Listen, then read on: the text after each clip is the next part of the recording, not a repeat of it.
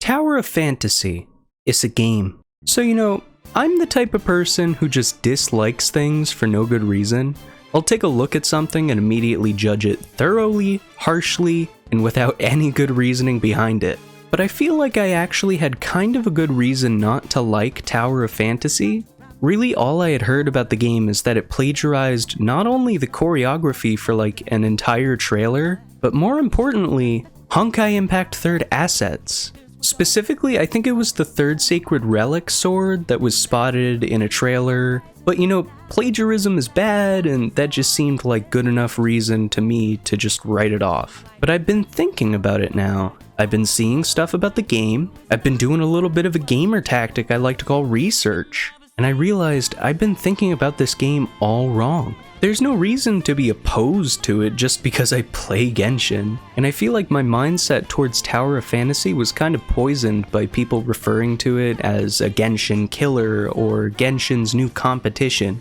I kept thinking about it like, oh, I played this gacha game and I've already spent like $500 on it, so I have to dislike this other gacha game being compared to it, because I've kind of invested too much money into Genshin to have anything make that use of time and money feel less valuable than it already is. But that's just dumb. I made a YouTube channel to have an excuse to think about Genshin as much as I already was. I literally made this YouTube channel because Genshin doesn't have enough content. Seriously, once every month and a half they put out a day's worth of content, and then you have 3 events that if you wait until the last day of each, you can do them all in one day each. So that leaves me with 5 weeks in the content schedule to do anything else but play Genshin. But I still just want to play Genshin every day. It's honestly my favorite game, and maybe I'm a victim of predatory tactics making me addicted to this colorful, idyllic gacha game, but I don't care, I love it.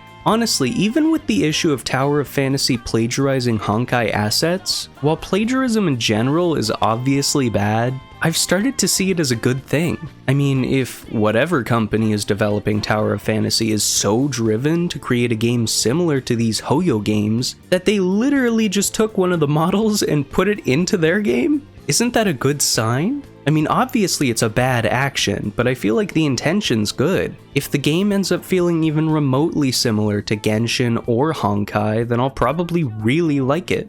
And if I can just resist the urge to spend tons of money on this game too, then it's literally just a W. Maybe it's just the hype of something new coming out, but I've been hearing a lot of good things about it. It seems to be pretty free-to-play friendly and just overall pretty generous. I might be wrong, but I thought I heard that you could get 1 pull every day for free. And on top of that, I've seen the gacha system, and while the rates are pretty much just as bad as Genshin's, if not worse in some cases, your pity doesn't reset if you end up getting lucky. And I'm pretty lucky. I mean, from what I've seen, it doesn't really look as polished or just generally interesting as Genshin, but just something else that I can use to scratch that anime gambling itch when I'm saving in Genshin is amazing.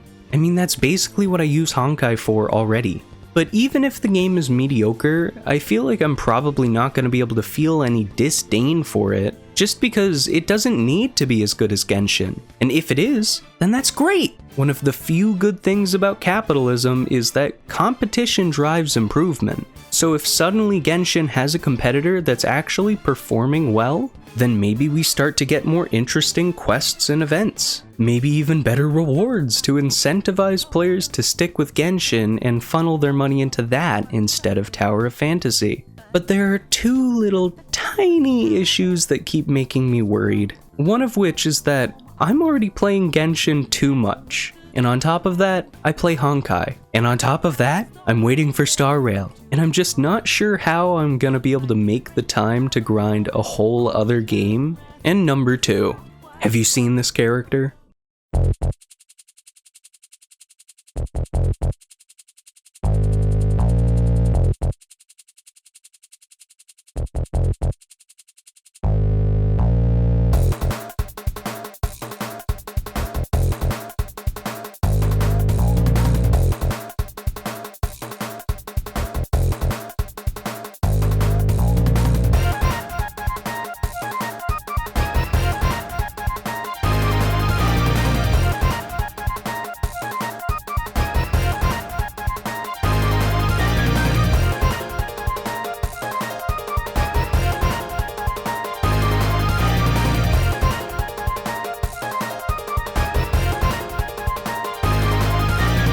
Her name is Shiro, and she's cat-themed.